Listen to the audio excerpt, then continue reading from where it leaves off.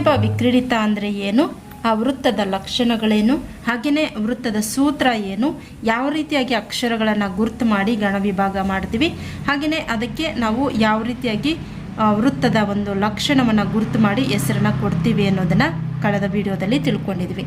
ಅದರ ಮುಂದುವರೆದ ಭಾಗ ಆಗಿ ನಾವು ಈ ಒಂದು ವಿಡಿಯೋದಲ್ಲಿ ಶಾರ್ದೂಲ ವಿಕ್ರೀಡಿತ ವೃತ್ತದ ಲಕ್ಷಣ ಹಾಗೆಯೇ ಅಕ್ಷರಗಳನ್ನು ಗುರ್ತು ಮಾಡಿ ಗಣ ವಿಭಾಗ ಮಾಡಿ ಸೂತ್ರವನ್ನು ಅಪ್ಲೈ ಮಾಡಿ ಯಾವ ರೀತಿಯಾಗಿ ಒಂದು ಶಾರ್ದೂಲ ವಿಕ್ರೀಡಿತ ವೃತ್ತವನ್ನು ಕಂಡುಹಿಡಿಯೋದು ಪರೀಕ್ಷೆಗಳಲ್ಲಿ ಅನ್ನೋದನ್ನು ತಿಳಿಸ್ಕೊಡ್ತಾ ಇದ್ದೀನಿ. ಮೊದಲಿಗೆ ನೋಡಿ, ಪದ್ಯ ಹೀಗಿದೆ.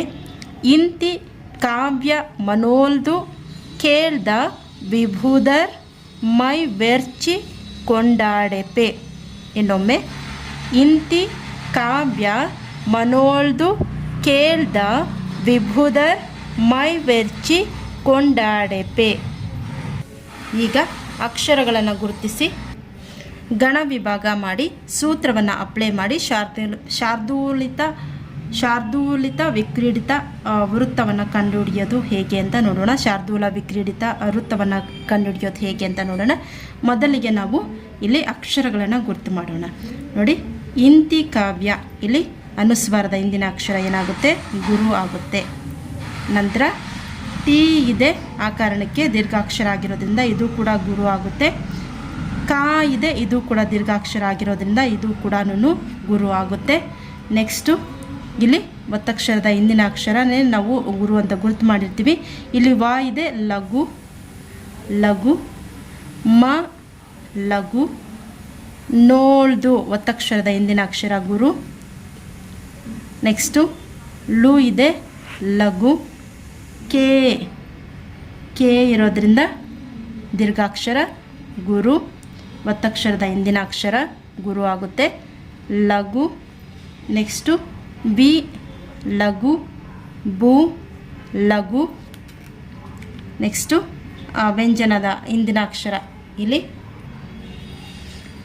ವ್ಯಂಜನಾಕ್ಷರ, ಅರ್ಧ ವ್ಯಂಜನಾಕ್ಷರ ಇದ್ದರೆ ಆ ಅರ್ಧ ವ್ಯಂಜನಾಕ್ಷರ ಇದಕ್ಕೆ ಸೇರಿಸ್ಕೊಂಡು ಗುರು ಅಂತ ಗುರುತು ಮಾಡ್ತೀವಿ.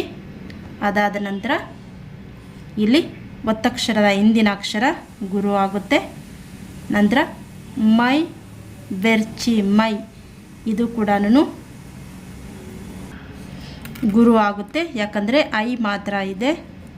ನೆಕ್ಸ್ಟು ಬೇ ಇಲ್ಲಿ ಅರ್ಕಾವಳಿ ಇದೆ, ಒತ್ತಕ್ಷರ, ಆ ಕಾರಣಕ್ಕೆ ಗುರು ಆಗುತ್ತೆ. ಚಿ ಇದೆ, ಲಘು. ನೆಕ್ಸ್ಟು ಕೋ ಅನುಸ್ವರದ ಹಿಂದಿನ ಅಕ್ಷರ ಗುರು ಆಗುತ್ತೆ. ಡ ದೀರ್ಘಾಕ್ಷರ ಆಗಿರೋದ್ರಿಂದ ಗುರು ಆಗುತ್ತೆ. ಡೇ ಲಘು. ಇಲ್ಲಿ ಪೇ ದೀರ್ಘಾಕ್ಷರ ಆಗಿರೋದ್ರಿಂದ ಗುರು ಆಗುತ್ತೆ. ಈಗ ಗಣ ವಿಭಾಗ ಮಾಡಿದ್ದೀವಿ, ಆ ಅಕ್ಷರಗಳನ್ನು ಗುರುತು ಮಾಡಿದ್ವಿ. ನಂತರ ನಾವೇನು ಮಾಡಬೇಕು, ಗಣ ವಿಭಾಗ ಮಾಡಬೇಕು. ಮೂರು ಅಕ್ಷರಗಳಿಗೆ ಒಂದು ಗಣ. ಇಲ್ಲಿ 3 ಅಕ್ಷರಗಳಿಗೆ ಒಂದು ಗಣ, ಮತ್ತೆ 3 ಅಕ್ಷರಗಳಿಗೆ ಒಂದು ಗಣ, ಮತ್ತೆ 3 ಅಕ್ಷರಗಳಿಗೆ ಒಂದು ಗಣ, ಮತ್ತೆ 3 ಅಕ್ಷರಗಳಿಗೆ ಒಂದು ಗಣ. 1 2 3 ಅಕ್ಷರಗಳಿಗೆ ಒಂದು ಗಣ, ಮತ್ತೆ 3 ಅಕ್ಷರಗಳಿಗೆ ಒಂದು ಗಣ.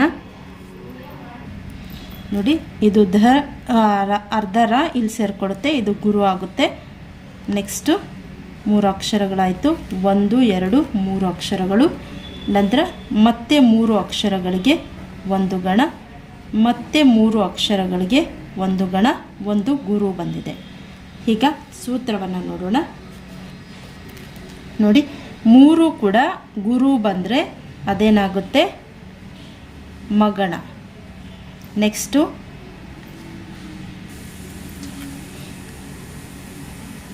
ನೆಕ್ಸ್ಟು 2 ಲಘು ಒಂದು ಗುರು ಬಂದರೆ ಸಗಣ. ನೆಕ್ಸ್ಟು 1 ಲಘು ಒಂದು ಗುರು ಒಂದು ಲಘು ಬಂದರೆ ಜಗಣ. 2 ಲಘು ಒಂದು ಗುರು ಬಂದರೆ ಸಗಣ. ನೆಕ್ಸ್ಟು 2 ಗುರು ಒಂದು ಲಘು ಬಂದರೆ ತಗಣ. ನೆಕ್ಸ್ಟು 2 ಗುರು ಒಂದು ಲಘು ಬಂದರೆ ತಗಣ. ಮತ್ತು ಲಾಸ್ಟಲ್ಲಿ ಒಂದು ಗುರು. ಈಗ ಸೂತ್ರವನ್ನು ಬರ್ಕೊಳ್ಳೋಣ. ಇಲ್ಲಿ ಏನಿದೆ, ಮ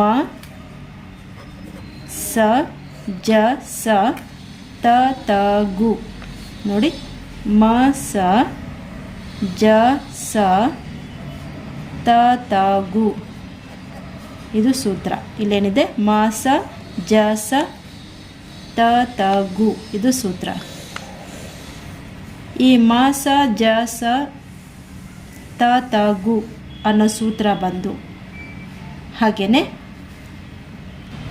ಅಕ್ಷರಗಳನ್ನು ಕೂಡ ಗುರುತು ಮಾಡೋಣ. ನೋಡಿ, 1 2 3 4 5 6 7 8 9 10 11 12 13 14 15 16 17 18 19. ಎಷ್ಟು ಬಂದಿದೆ? 19 ಅಕ್ಷರಗಳು ಬಂದಿದೆ. ಮೇಯ್ನ್ ಇದು 19 ಇಂಪಾರ್ಟೆಂಟ್. 19 ಅಕ್ಷರಗಳು ಬಂದಿದೆ. ಮಸ ಜಶ ತತಗು ಅನ್ನೋ ಸೂತ್ರ ಬಂದಿದೆ. ಆವಾಗ ನಾವು ಏನಂತ ಗುರುತು ಮಾಡಬೇಕು? ಈ ಒಂದು 19 ಅಕ್ಷರಗಳಿದ್ದು ಮಸ ಜಸ ತತಗು ಅನ್ನೋ ಸೂತ್ರ ಅನ್ವಯಿಸಿದರೆ ಅದನ್ನು ನಾವು ಏನಂತ ಗುರುತು ಮಾಡಬೇಕು? ಶಾರ್ದೂಲ ವಿಕ್ರೀಡತ ಅಂತ ಗುರುತು ಮಾಡಬೇಕು. ನೋಡಿ, ಶಾರ್ದೂಲ ವಿಕ್ರೀಡಿತ, ಶಾರ್ದೂಲ ವಿಕ್ರೀಡಿತ ವೃತ್ತ ಅಂತ ಗುರುತು ಮಾಡಬೇಕು. ಪರೀಕ್ಷೆಗಳಲ್ಲಿ ಕೇಳ್ತಾರೆ ಇದನ್ನೆಲ್ಲ ಕೂಡ. ನೋಡಿ, ಶಾರ್ದೂಲ ವಿಕ್ರೀಡಿತ ವೃತ್ತದಲ್ಲಿ ನಾವು ಮೊದಲಿಗೆ ಪದ್ಯವನ್ನು ಓದಿದ್ವಿ. ಇಂತಿ ಕಾವ್ಯ ಮನೋಲ್ದು ಕೇಳ್ದ ವಿಭುದ ಮೈ ವ್ಯರ್ಚಿ ಕೊಂಡಾಡೆಪೆ. ಈ ಪದ್ಯವನ್ನು ನಾವು ಗಣಗಳನ್ನು ವಿಭಾಗ ಮಾಡಿದ್ವಿ, ಮಾತ್ರಾಗಣವನ್ನು ವಿಭಾಗ ಮಾಡಿದ್ವಿ. ಅದಾದ ನಂತರ ನಮಗಿಲ್ಲಿ ಮ ಸ ಜ ಸ ತ ತ ಗು ಅನ್ನೋ ಒಂದು ಸೂತ್ರ ಬಂತು. 19 ಅಕ್ಷರಗಳು ಅಂತ ನಮಗೆ ಇಲ್ಲಿ ಅಕ್ಷರಗಳನ್ನು ತೋರಿಸ್ತಾ ಇದ್ದೀವಿ. 19 ಅಕ್ಷರಗಳು ಬಂದಿದೆ. ಹಾಗೆಯೇ ಇಲ್ಲಿ ಮಾತ್ರೆಗಳನ್ನು 3 ಅಕ್ಷರಕ್ಕೆ ಒಂದೊಂದು ಗಣ ವಿಭಾಗ ಮಾಡಿದಾಗ ನಮಗೆ ಈ ಸೂತ್ರ ಬಂತು. ಈ ಸೂತ್ರ ಬಂದು 19 ಅಕ್ಷರಗಳು ಬಂದಾಗ ನಾವು ಅದನ್ನು ಶಾರ್ದೂಲ ವಿಕ್ರೀಡಿತ ವೃತ್ತ ಅಂತ ಗುರುತು ಮಾಡಬೇಕು. ನೋಡಿದ್ರಲ್ಲ, ಶಾರ್ದೂಲ ವಿಕ್ರೀಡಿತ ವೃತ್ತದ ಒಂದು ಸೂತ್ರ ಏನಂದರೆ, ಇದು ಕೂಡ 4 ಸಾಲಿನ ಪದ್ಯ ಆಗಿರುತ್ತೆ. 4 ಪಾದಗಳು ಅಂದರೆ ಸಾಲುಗಳುಳ್ಳಂತಹ ಪದ್ಯ ಆಗಿರುತ್ತೆ. ಪ್ರತಿ ಪಾದದಲ್ಲೂ ಕೂಡ, ಪ್ರತಿ ಪಾದ ಅಂದರೆ ಏನು, ಪ್ರತಿ ಸಾಲಿನಲ್ಲೂ ಕೂಡ 19 ಅಕ್ಷರಗಳು ಬಂದಿರ್ತವೆ. ನೋಡಿ, ಇದು ಒಂದೇ ಸಾಲು. ಈ 2 ಸಾಲಿನಲ್ಲೂ ಕೂಡ 19 ಅಕ್ಷರಗಳು ಬರ್ತವೆ. ಅದರ ಜೊತೆಗೆ ಮಸ ಜಶ ತತಗು ಅನ್ನೋ ಒಂದು ಗಣಗಳಿಂದ ಕೂಡಿದ್ದು ಕಡೆಯಲ್ಲಿ ಒಂದು ಗುರು ಕೂಡ ಬಂದಿರುತ್ತೆ. ಇಂತಹ ಒಂದು ಪದ್ಯ ಪ್ರಕಾರಕ್ಕೆ ನಾವು ಶಾರ್ದೂಲ ವಿಕ್ರೀಡಿತ ವೃತ್ತ ಅಂತ ಗುರುತು ಮಾಡ್ತೀವಿ.